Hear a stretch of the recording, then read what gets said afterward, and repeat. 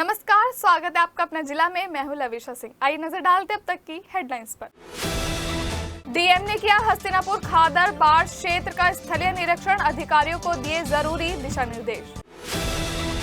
BJP नेता और कंकरखेड़ा व्यापार संघ के अध्यक्ष नीरज मित्तल पर आनंदा डेयरी ग्रुप ने जालसाजी करके करोड़ों रुपए की जमीन कब्जाने और बेचने का लगाया आरोप। न्यू ड्रीम सिटी कॉलोनी के एक्सटेंशन के नाम पर किया फर्जीवाड़ा, सीएम योगी से मिलेंगे आनंदा ग्रुप के मालिक। रक्षाबंधन के पर्व पर कई स्कूली छात्राओं ने एसएसपी को रक्षा सूत्र बांधकर दी रक्षाबंधन की बधाई, कहा खाकी के साए में नहीं लगता है। अधिवक्ता और पूर्व छात्र नेता के आरोपों पर सीसीएसयू प्रशासन ने भी रखा पक्ष, प्रेस नोट जारी कर आरोपों को किया खारिज।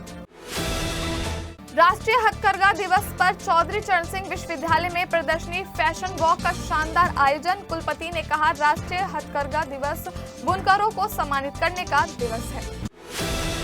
कंकरखेड़ा कासमपुर में एक महिला अपने 2 बेटों के साथ संदिग्ध परिस्थितियों में लापता, पति पहुंचा थाने।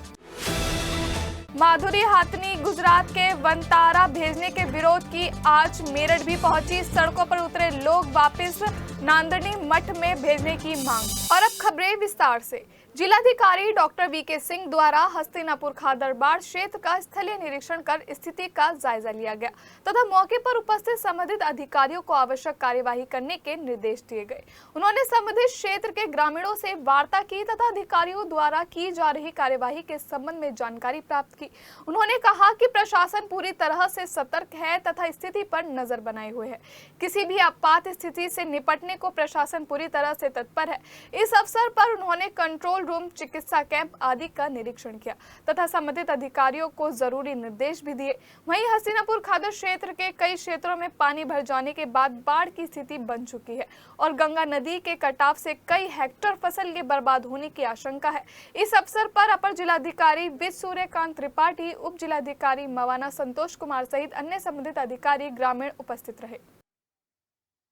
कंकरखेड़ा थाना इलाके कासमपुर आर्मी इलाके की रहने वाली महिला अफसाना खातून अपने 2 बेटों अल्फाज हुसैन और शामी हुसैन के साथ संदिग्ध परिस्थितियों में लापता हो गई।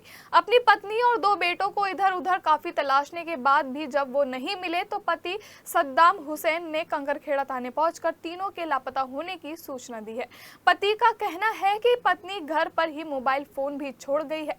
पुलिस ने मामले की जांच शुरू कर दी है।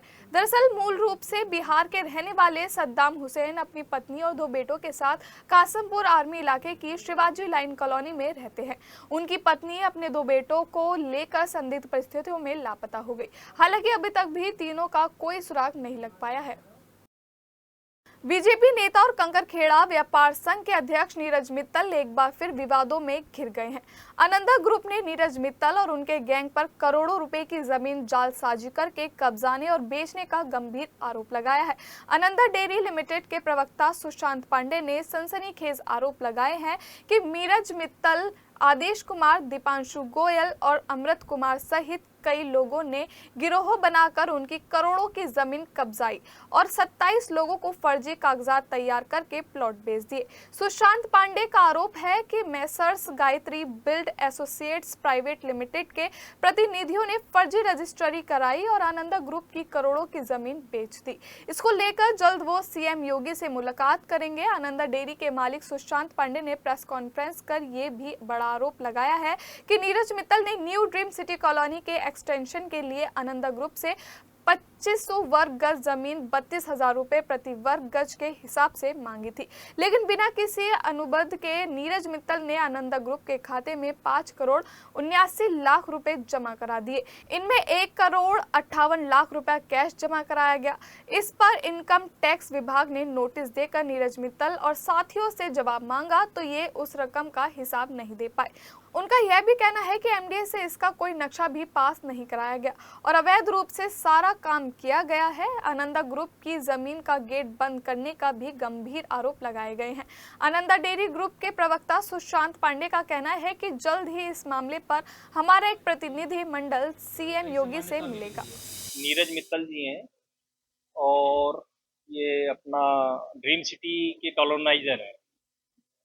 हमारा प्लॉट यहीं पर 41.2 बीघे जमीन है, जेवरी विलेज लगता है और इनके ड्रीम सिटी के साथ लगा हुआ है। तो इन्होंने हमारे से संपर्क किया था कि भाई कुछ ज़मीन हमारे को दे दो, जो तकरीबन 2,500 गज के करीब थी और मांग की थी, जो 32,000 रुपये गज के हिसाब से उसका रेट तय हुआ था। हमारे से इन्होंने तकरीबन उसमें 5,89,00,000 रुपये इन्होंने भेजा, अलग अलग नामों से और अलग अलग, और कुछ पैसा, हाँ, और कुछ पैसा इन्होंने 1,58,00,000 के करीब अपना कैश जमा कराया, जिसकी इनकम टैक्स से भी नोटिस आई और जांच चली, क्योंकि कैश ट्रांजैक्शन जमीन में कर नहीं सकते। और कंपनी ने इसके ऊपर ऑब्जेक्शन उठाया कि भाई हमें कैश पैसा नहीं चाहिए, हमें पैसा चाहिए एक नंबर में। और उसके बाद क्या हुआ कि कोरोना आ गया, 2019 कोरोना आ गया। कोरोना के बाद इन्होंने क्या करा कि 7-8 लोगों के साथ, जो इनकी टीम के लोग थे, उनके साथ मिलकर अवैध रजिस्ट्रियां इन्होंने हमारी जमीन की कर दी और लोगों को कब्जा दे दिया। हमने उसमें एसपी साहब, जिला अधिकारी साहब और सबको अपना पत्र दिया था, प्रार्थना पत्र दिया था, जिसमें उन्होंने आश्वासन दिया था कि इस पर कार्रवाई होगी और इस पर जांच भी चल रही है और अभी भी आश्वासन है उनका कि इस पर कार्रवाई होगी। चाहे किसानों की तरफ से नहीं है, उन्होंने दबाव बनाने के लिए कि हमारी जांच प्रभावित हो जाए, क्योंकि जमीन की वैल्यू बहुत ज़्यादा है, जमीन की वैल्यू बहुत ज़्यादा है और वो तकरीबन 100-150 करोड़ के करीब की आज के समय में उसकी ज़मीन की वैल्यू है। और उसको वो हजम करने के लिए वो मतलब एक तरह से दबाव बनाने की उनकी अपनी शैली से वो इस कार्रवाई को कर रहे हैं। ड्रीम सिटी के कॉलोनाइजर हैं, उसके जरिए ही हम उनको जानते थे और उसी के ही वेटेज से उनसे हमारी मुलाकात हुई। भाई बहन के पवित्र बंधन के पर्व रक्षाबंधन पर कई स्कूलों की छात्राओं ने एसएसपी ऑफिस पहुंचकर एसएसपी डॉक्टर विपिन ताड़ा को राखी बांधकर रक्षाबंधन की शुभकामनाएं और बधाइयां दी। छात्राओं ने कहा कि ये त्योहार न केवल सुरक्षा का बंधन मजबूत करता है, बल्कि भाई की लंबी उम्र के लिए भी एक संदेश देता है। एसएसपी डॉक्टर विपिन ताड़ा ने कहा कि योगी सरकार के तहत महिलाओं और युवतियों की सुरक्षा के लिए लगातार काम हो रहे हैं और आगे भी इन कामों में और भी गुणवत्ता लाई जाएगी। वहीं छात्राओं ने कहा कि पुलिस की सुरक्षा व्यवस्था के चलते अब छात्राओं को घर पर नहीं बैठना पड़ता और अब किसी भी छात्रा को बदमाशों के डर से पढ़ाई नहीं छोड़नी पड़ती। एसएसपी डॉक्टर विपिन ताड़ा ने राखी बांधने आई सभी छात्राओं को आश्वासित किया कि रक्षाबंधन पर सुरक्षा के इंतजाम बेहद मजबूत हैं और विशेष क्षेत्रों में ड्रोन से भी निगरानी की जाएगी। वहीं एसएसपी डॉक्टर विपिन ताड़ा को विभिन्न सामाजिक संगठनों ने भी राखी बांधी।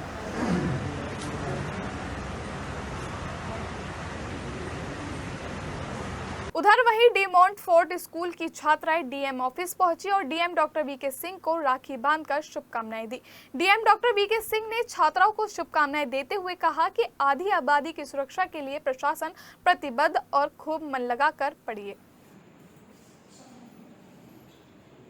नांदनी मठ से हथनी महादेवी उर्फ माधुरी को गुजरात के वनतारा भेजने के विरोध की आज मेरठ भी पहुंच गई है। ब्रह्मपुरी इलाके में लोग सड़कों पर उतर आए हैं और माधुरी हथनी को वनतारा भेजने का विरोध किया। लोगों ने पैदल मार्च निकालकर अपनी आवाज बुलंद की और राष्ट्रपति को संबोधित ज्ञापन भी सौंपा। पैदल मार्च के दौरान लोग हथनी का मखौटा लगाकर सड़कों पर उतरे थे और जमकर प्रदर्शन भी किया।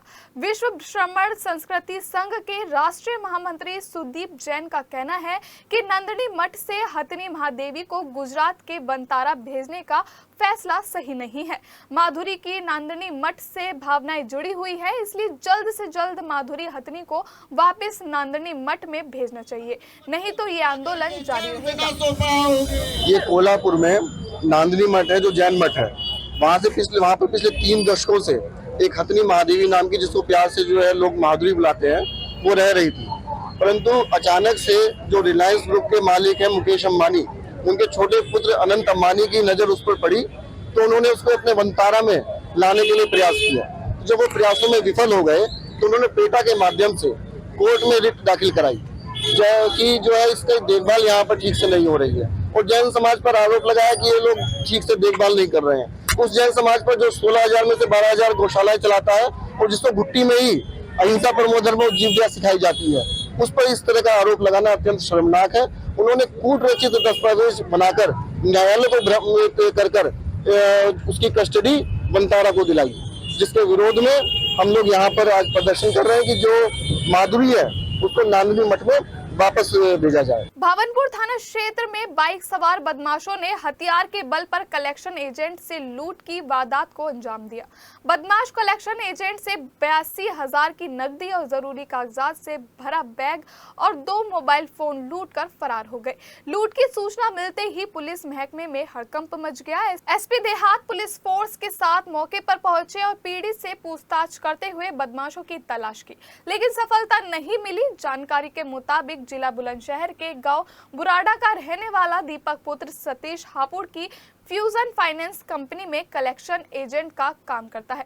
दीपक ने बताया कि वह अपने साथी अरुण के साथ भावनपुर क्षेत्र के गांव पंचगांव पुट्ठी से कलेक्शन कर सियाल गांव जा रहा था। इसी दौरान बाइक सवार 2 बदमाशों ने उन्हें रोक लिया और कनपट्टी पर तमंचा लगाकर 82,000 की नकदी व जरूरी कागजात से भरा बैग और 2 मोबाइल फोन लूट कर फरार हो गए। किसी तरह पीड़ित ने थाना पुलिस को सूचना दी। सूचना पर एसपी देहात राकेश मिश्रा, सीओ सदर देहात शिव प्रताप सिंह और थाना पुलिस मौके पर पहुंची और पीड़ित से पूछताछ करते हुए बदमाशों की तलाश की, लेकिन कोई सफलता नहीं मिली। मेरठ के चौधरी चरण सिंह विश्वविद्यालय में करोड़ों रुपए के भ्रष्टाचार, घपले, अनियमितता के गंभीर आरोप लग रहे हैं। सीसीएसयू की वीसी प्रोफेसर संगीता शुक्ला पर भ्रष्टाचार के ये आरोप अधिवक्ता और पूर्व छात्र नेता आदेश प्रधान ने कैंपस में प्रेस कॉन्फ्रेंस करके लगाए गए हैं। आदेश प्रधान ने ऑडिट रिपोर्ट का हवाला देते हुए अनियमितता और भ्रष्टाचार के आरोप लगाए हैं कि वित्तीय वर्ष 2022 और 2023 में ऑडिट रिपोर्ट में 11 करोड़ से ज्यादा के धनराशि के व्यय पर सवाल खड़ा किया गया है और 24-25 में 5 करोड़ रुपए की धनराशि खर्च करने पर भी उंगली उठाई गई है। अधिवक्ता आदेश प्रधान ने 39 लाख उत्तर पुस्तिकाओं की खरीद बिना टेंडर के करने का आरोप भी लगाया है और नासर और रूबी बानो नाम के 2 कर्मचारियों की अवैध नियुक्ति पर सरकारी धन के गबन करने का आरोप लगाकर भी सनसनी फैला दी है। पूर्व कुल सचिव धीरेन्द्र कुमार वर्मा, पूर्व वित्त अधिकारी सुशील कुमार गुप्ता, वर्तमान वित्त अधिकारी रमेश चंद्र निरंजन और अभियंता विभाग के मनीष मिश्रा पर भी भ्रष्टाचार, घपले और वित्तीय अनियमितता के आरोप लगाए गए हैं। फार्मेसी विभाग की बिल्डिंग का निर्माण अवैध रूप से करने और मूल्यांकन विभाग के ऊपरी तल की 2 मंजिल भी मेरठ विकास प्राधिकरण से सेटिंग करके बिना नक्शा पास कराए अवैध रूप से बनाने का आरोप लगाया है। अधिवक्ता आदेश प्रधान ने सीसीएसयू में अवैध बिल्डिंग पर मेड़ा से बुलडोजर एक्शन करने की मांग की है और इस भ्रष्टाचार और घपले की शिकायत राज्यपाल और सीएम से भी की है। सीसीएसयू में प्रेस कॉन्फ्रेंस करने के बाद रजिस्ट्रार का ऑफिस का भी घेराव किया गया। हालांकि इन आरोपों में कितनी सच्चाई है, ये जांच का विषय है।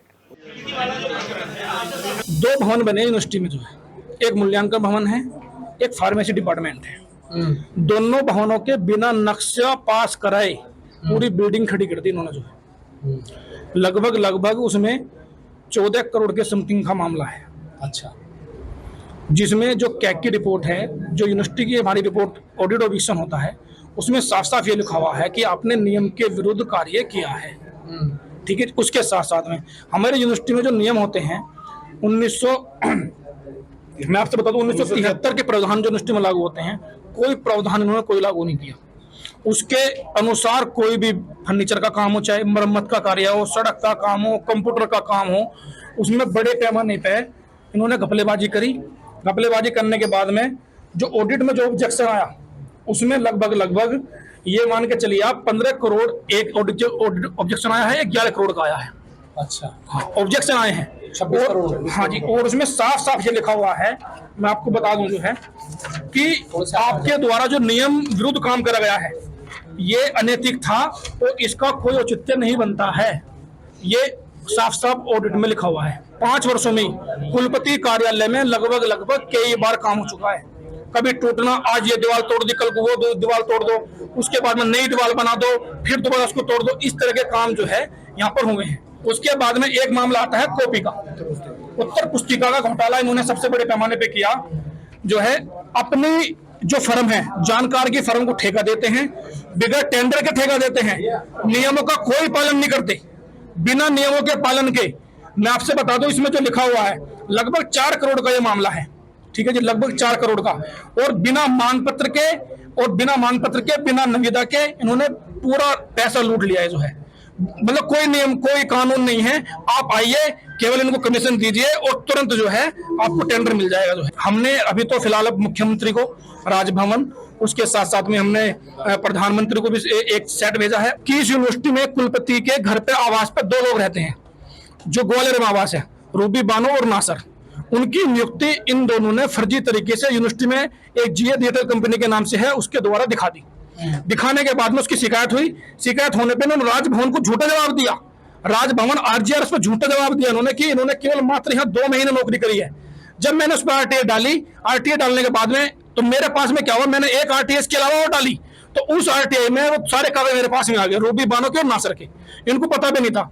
फिर हमने उसकी बात जाके रही, मैंने कि जो एफसी साहब हैं, हम गए उनके पास में, मगर आपके द्वारा इनका सत्यापन कैसे किया जा रहा है? जब ये कुलपति आवास में कार्य करते हैं, जब ये कुलपति आवास में नौकरी करने हैं, तो तुम हाजिरी सत्यापन कैसे कर सकते हो? हमने उनसे पूछा तो वो लाल पसीने में हो गए। उसके बाद में जो है जो भी कोई जहाँ पे शिकायत करनी है आप शिकायत कर लो, मेरा कुछ नहीं होने का। मेरे विकास प्राधिकरण से ये पूछना चाहेंगे कि जब गरीब और नौजवान, गरीब की, पीड़ित की, शोषित की जो 100 गज के मकान है वे तो तोड़े जा रहे हैं, आपने बिना अनुमति के कैसे यूनिवर्सिटी में बिल्डिंग बनने दी? विकास प्राधिकरण भी शामिल है इस पूरी प्रक्रिया में। आपके वहां अगर नक्शा पास नहीं था तो आपने बिल्डिंग कैसे बनने दी? पूरे मेरठ में तोड़फोड़ मचा रखी है आपने। क्या यूनिवर्सिटी नहीं दिखती आपको? सरकारी विभाग नहीं दिखता आपको? बुलडोजर क्यों नहीं होना चाहिए? होना चाहिए भाई। आपने बुलडोजर मुकदमा दर्ज होना चाहिए। विश्वविद्यालय के ऊपर सनसनीखेज आरोप लगाने वाले अधिवक्ता की प्रेस कॉन्फ्रेंस के बाद विश्वविद्यालय प्रशासन भी हरकत में आ गया है। प्रशासन ने जवाबी कार्यवाही करते हुए विज्ञप्ति जारी कर बताया कि पिछले कुछ सालों में किस तरीके से चौधरी चरण सिंह विश्वविद्यालय ने शैक्षिक स्तर की सभी विधियों में उल्लेखनीय प्रगति करते हुए अंतर्राष्ट्रीय मंचों पर भारत की परिकल्पना को साकार करने में सफलता पाई है। विज्ञप्ति में कहा गया कि कुछ लोग विश्वविद्यालय की निरंतर उन्नति को देखकर द्वेष भाव से प्रेरित होकर भ्रामक और आधारहीन बयानबाजी कर विश्वविद्यालय की गरिमा को ठेस पहुंचाने का प्रयास कर रहे हैं। उनसे सावधान रहने की जरूरत है। प्रेस विज्ञप्ति में चौधरी चरण सिंह विश्वविद्यालय ने अपना पक्ष रखते हुए कहा है कि विश्वविद्यालय में सभी शैक्षणिक, प्रशासनिक और वित्तीय कार्य सरकार द्वारा निर्धारित दिशा निर्देशों, अधिनियमों एवं नियमों के अनुरूप पारदर्शिता एवं उत्तरदायित्व के साथ संचालित किए जाते हैं। विश्वविद्यालय प्रशासन ने विश्वविद्यालय से जुड़े सभी लोगों से ऐसे भ्रामक प्रचार से बचने की अपील की है। भारत सरकार वस्त्र मंत्रालय द्वारा बुनकर सेवा केंद्र मेरठ और चौधरी चरण सिंह विश्वविद्यालय ने संयुक्त रूप से ललित कला विभाग के द्वारा 11 में राष्ट्रीय हथकरघा दिवस समारोह का आयोजन किया, जिसमें विभिन्न प्रकार की गतिविधियों का संचालन करते हुए हथकरघा उद्योग को प्रोत्साहित करने के लिए तरह तरह के आयोजन किए गए। चौधरी चरण सिंह विश्वविद्यालय की कुलपति प्रीति, कुलपति, कुल सचिव और फैकल्टी ने इस अवसर पर विभिन्न स्थानों से आए बुनकरों द्वारा हथकरघा के विभिन्न उत्पादों को विश्वविद्यालय में प्रदर्शनी में प्रदर्शित करने पर कहा। इसके जरिए विद्यार्थियों को स्वावलंबी और आत्मनिर्भर बनाने में सहयोग करेगा। साथ ही साथ हथकरघा उद्योग भारत की अर्थव्यवस्था को मजबूत करने में महत्वपूर्ण योगदान दे सकता है। वहीं अटल सभागार में सांस्कृतिक कार्यक्रम का आयोजन किया गया, जिसमें फैशन वॉक के जरिए भारतीयता और सांस्कृतिक परंपरा के बारे में वेशभूषा का क्या योगदान है की थीम पर फैशन शो आयोजित किया गया। इस अवसर पर हथकरघा उद्योग से संबंधित बुनकर अधिकारी भी मौजूद थे। आपको बता दें कि राष्ट्रीय स्तर पर हथकरघा उद्योगों को लेकर प्रदर्शनियों का आयोजन किया जा रहा है। उधर चौधरी चरण सिंह विश्वविद्यालय में एनसीईआरटी की फैकल्टी के साथ हुई कार्यशाला में 2025-26 के पेटेंट फाइल करने के लिए प्रोत्साहित किया गया और विश्वविद्यालय की कुलपति प्रोफेसर संगीता शुक्ला ने बताया कि विश्वविद्यालय के शोधार्थियों और शिक्षकों को पेटेंट की दिशा में और अधिक प्रेरित करना बहुत जरूरी है, ताकि गुणवत्ता युक्त फील्ड पब्लिश्ड और ग्रांटेड पेटेंट्स की संख्या में वृद्धि की जा सके। इस अवसर पर 50 से अधिक फैकल्टीज के प्रोफेसर और लेक्चरर उपस्थित रहे। Sir Chhotu Ram engineering college के छात्रों ने भी इन वर्कशॉप के जरिए जाना कि पेटेंट कैसे करवाया जा सकता है। बैठक की अध्यक्षता प्रोफेसर वीरपाल सिंह ने की। संस्थान के निदेशक प्रोफेसर नीरज सिंगला ने कहा, यह बैठक न केवल ज्ञानवर्धन के लिए जरूरी है बल्कि प्रेरणादायी भी है और नवाचार के क्षेत्र में एक महत्वपूर्ण कदम है। F block 207 Shastri Nagar central market के पास दी सेंटेनियल किड्स प्री स्कूल में इस स्वतंत्रता दिवस पर एक कार्यक्रम का आयोजन किया गया। इस दौरान स्कूल की तरफ से सैन्य कर्मियों के सम्मान के लिए 50% की छूट दी जाने की घोषणा की गई। बैठक में बताया गया कि इस स्वतंत्रता दिवस पर देश की सेवा करने वाले बहादुर पुरुषों और महिलाओं के साहस, समर्पण और बलिदान को सलाम करते हैं। पूरे अगस्त महीने में विशेष रूप से सैन्य कर्मियों के लिए 50% की छूट प्रदान करते हुए गर्व हो रहा है। चाहे आप वर्दी में हो या सेवानिवृत्त, आपकी सेवा हर दिन सम्मान का हकदार है और खासकर राष्ट्रीय गौरव और स्वतंत्रता के इस महीने में। राष्ट्रीय शिक्षा नीति में नए बदलावों को लेकर मेरठ कॉलेज में कार्यशाला हुई। डॉक्टर रामकुमार गुप्ता सभागार में राष्ट्रीय शिक्षा नीति 2020 में हुए बदलावों पर एक महत्वपूर्ण कार्यशाला का आयोजन किया गया। यह कार्यशाला मेरठ कॉलेज के प्राचार्य प्रोफेसर युद्धवीर सिंह के दिशा निर्देशन में संपन्न हुई। इस कार्यशाला की रूपरेखा एनईपी कमेटी की समन्वयक प्रोफेसर सीमा गोयल ने प्रस्तुत की। उन्होंने बताया कि चौधरी चरण सिंह विश्वविद्यालय ने नई शिक्षा नीति जुलाई 2021 से लागू की थी। नई राष्ट्रीय शिक्षा नीति के प्रावधानों में इस वर्ष से आवश्यकता के अनुसार महत्वपूर्ण परिवर्तन किए गए हैं। इन परिवर्तनों को मेरठ कॉलेज जैसे अग्रणी महाविद्यालय के शिक्षकों को जानना अत्यंत आवश्यक है। बता दें, यह कार्यशाला 2 सूत्रों में आयोजित की गई है, जिसमें पहले सत्र में कला एवं वाणिज्य संकाय के शिक्षकों ने भाग लिया और दूसरे सत्र में विज्ञान संकाय के शिक्षकों ने भाग लिया। कार्यशाला के प्रथम सत्र को संबोधित करते हुए प्रोफेसर रचना कुमारी ने स्नातक तृतीय वर्ष के मेजर विषयों, माइनर एवं वोकेशनल विषयों के बारे में विस्तृत से जानकारी दी। इसी के साथ उन्होंने स्नातक एवं पुरस्नातक कोर्सेज में क्रेडिट सिस्टम एवं विषय संयोजन जैसे महत्वपूर्ण बिंदुओं पर विस्तार प्रकाश डाला। कार्यशाला को सफल बनाने में professor Harjinder Singh, doctor Rajeev Kumar, doctor Vaishali, doctor Swati Mishra, doctor Vikrant एवं श्री अतुल कुमार शर्मा का विशेष सहयोग रहा। श्रावण मास के पावन अवसर पर शुक्ल पक्ष की चतुर्दशी के दिन भगवान आशुतोष की कृपा से एक विशाल भंडारा श्री भगवान जगन्नाथ स्वामी जी मंदिर समिति ट्रस्ट द्वारा लगाया गया। इस अवसर पर भगवान शंकर का रुद्र अभिषेक और श्रृंगार किया गया। भंडारे में बड़ी संख्या में श्रद्धालु पहुंचे और प्रसाद ग्रहण किया। ट्रस्ट के अध्यक्ष गणेश दत्त शर्मा ने बताया कि ट्रस्ट समय समय पर इस तरह के आयोजन करता रहता है। अपना जिला में फिलहाल इतना ही। हमें दीजिए इजाजत। नमस्कार।